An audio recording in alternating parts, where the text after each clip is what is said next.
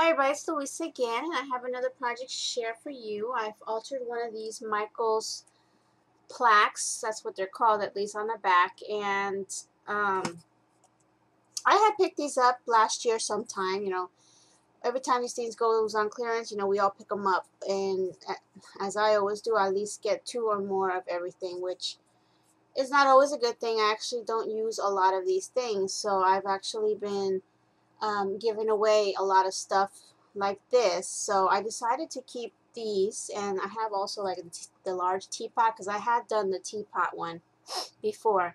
So I kept these because I had an idea. I needed to either buy or make another thing to hold my charms, because I have one that's sitting up on a shelf up here.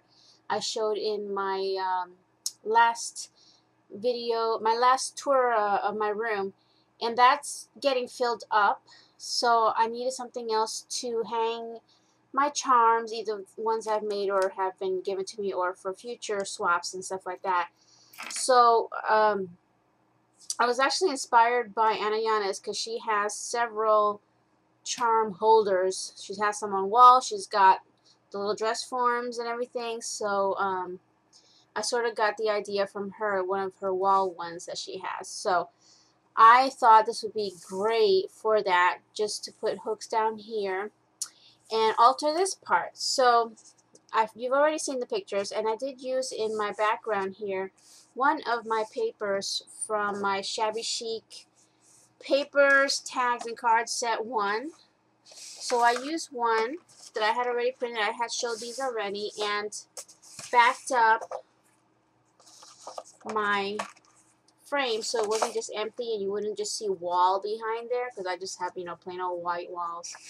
So I thought it'd be cool to back it up. You see, even this paper is pretty. But I didn't want the bird showing. I wasn't into this bird thing here. So what I did was I snipped parts of the bird so they wouldn't peek, even though in the end I still ended up covering it with all the flowers. But over here you don't see it. So just with a blade, I kind of scored, following the lines of the cage in here. I scored on the front and the back several times, and then just took some pliers and kind of bent it until it came off, and then sanded it down smooth so it looked like it was never there.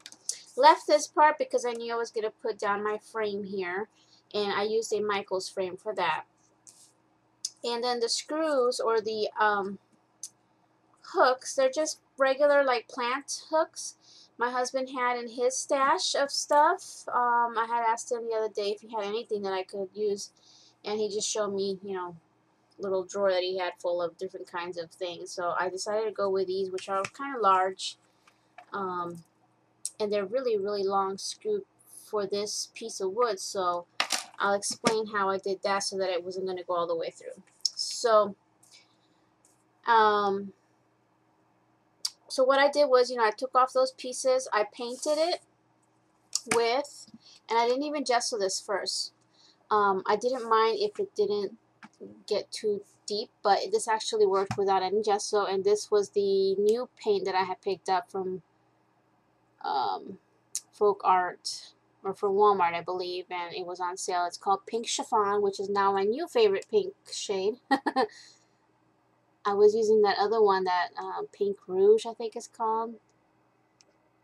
Come on, focus so you can see.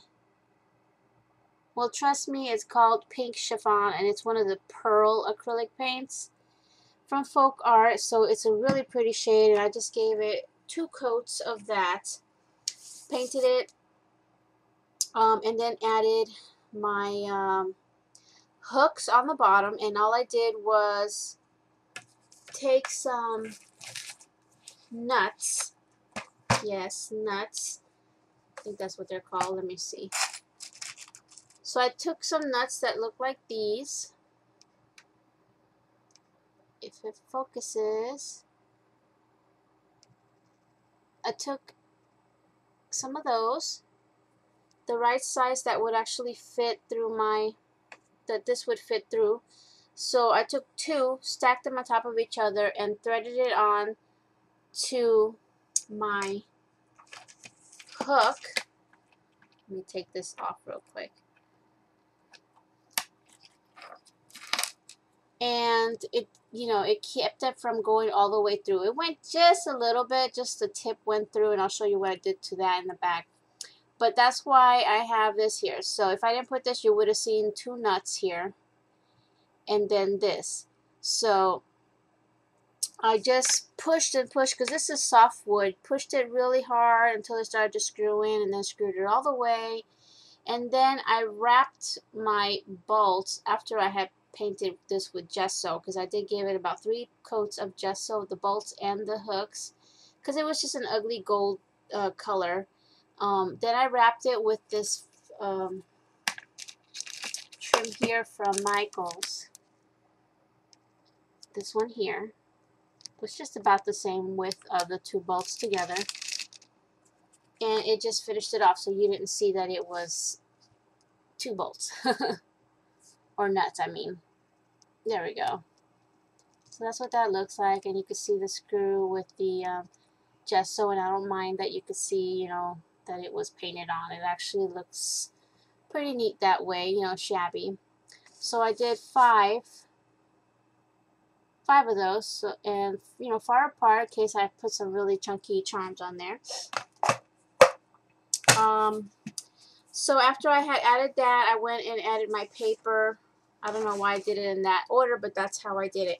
I just took my paper and I went up to here and left the opening down here, and just traced my edge of the birdcage, cut it out, and turn it over, put some glue on some spots all the way around the edge, and then just tacked it down. And of course my paper is double-sided, so the other side is actually finished. And that's what that looks like. So that's just my back. And it's just the right size. I didn't have to cut these sides, just over here and over here. And I left this. It's unfinished. You can see the paint, you know, it doesn't matter to me. And then what I did, because some of the screw from the hook here was peeking out, and I didn't want to scratch anything, I just put this little trim, and it just covers. Like right here, there's a little bump, and that's where the screw kind of peeked out. But now it's not, you know, you can touch it and you will not hurt yourself or you scratch your walls. And there was a hole here already, so I left that open because this is where I'm going to attach it to my wall with a, probably just with a nail. And as you can see, I did paint the edges. I, you know, painted all the edges inside and in here and everything with that pink chiffon.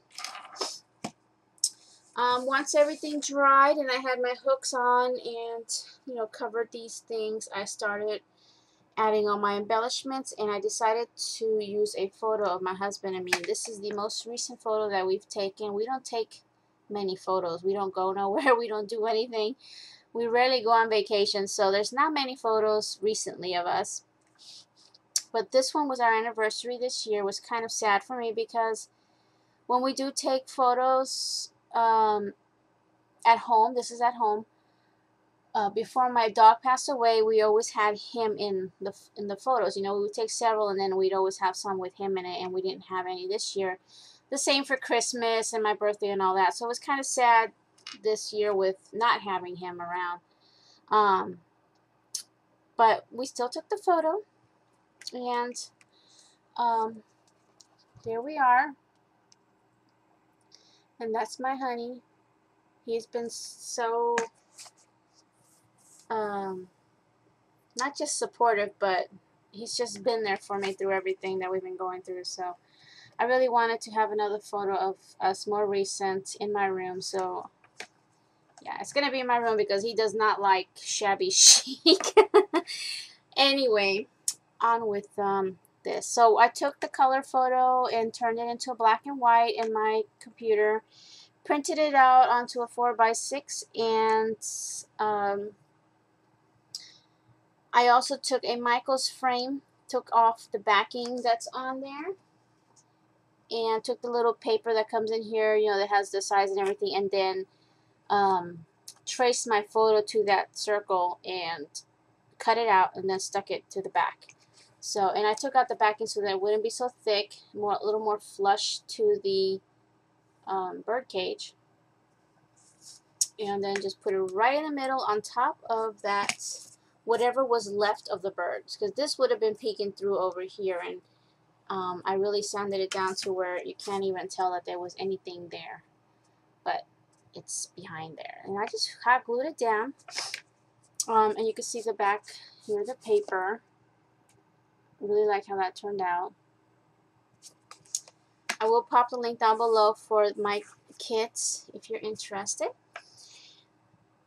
Okay, so after I attached that, then I just started adding all my embellishments. And I started with the flowers first and these stems here. I also decided to start using some more of these sprays that I purchased. I have so many and I just don't use them. You know, all the larger sprays like from Michael's and Joann's. I don't know. I need to use the things that I buy before I go and buy more. So I only had 2, so I stuck one here and then one over here, and opened it up so that some were sticking up, you know, like this one here, and the same thing here, and then added the flowers underneath. So this is just, you know, really, it's just spraying up and out. There's a lot of flowers from different companies like Wild Orchid Crafts and Michael's, and let me see if I can find, and Spare Parts. These are the ones that I just got in the mail from Hobby Lobby. So I used some of these. I was trying to match a little bit this greenish color here, but I didn't really have flowers that color. This is the closest that I can get. But these really matched well, and that was from Michael's. So these are the Michael's flowers, Spare Parts flowers, and Wild Orchid Craft, and then some from my stash. So I just picked creams and pinks and then those teal colors. So let me get a little closer so you can see that. And then these are from Michael's also. They're just some sprays. They look like this. And there's actually like 2 in one bunch. And 2 bunches in one bunch. So you can actually take them apart. So I just tucked them everywhere. So here is the spray, the spare parts here, here, and there, and this one too.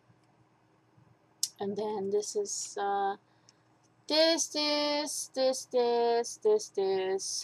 Yeah, a lot of these are not that one, not that, I don't think either.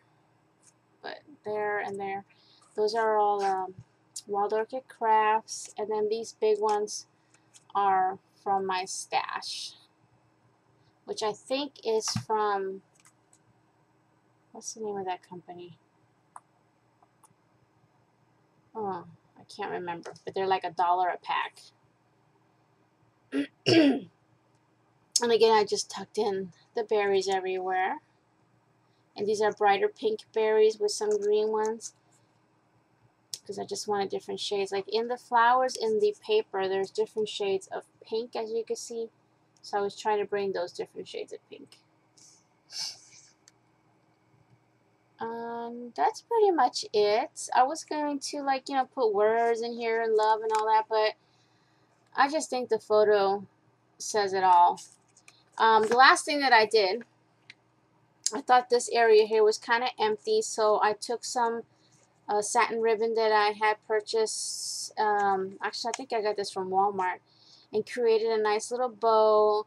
And I had, you know, the long parts hanging. So what I did was, because if I let it hang, it's going to cover the photo, I just hot glued in certain spots on the bird cage and pressed down the ribbon and let it kind of, you know, like a banner would wave.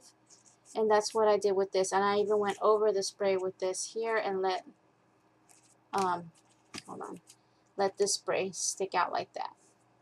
And then I went and did some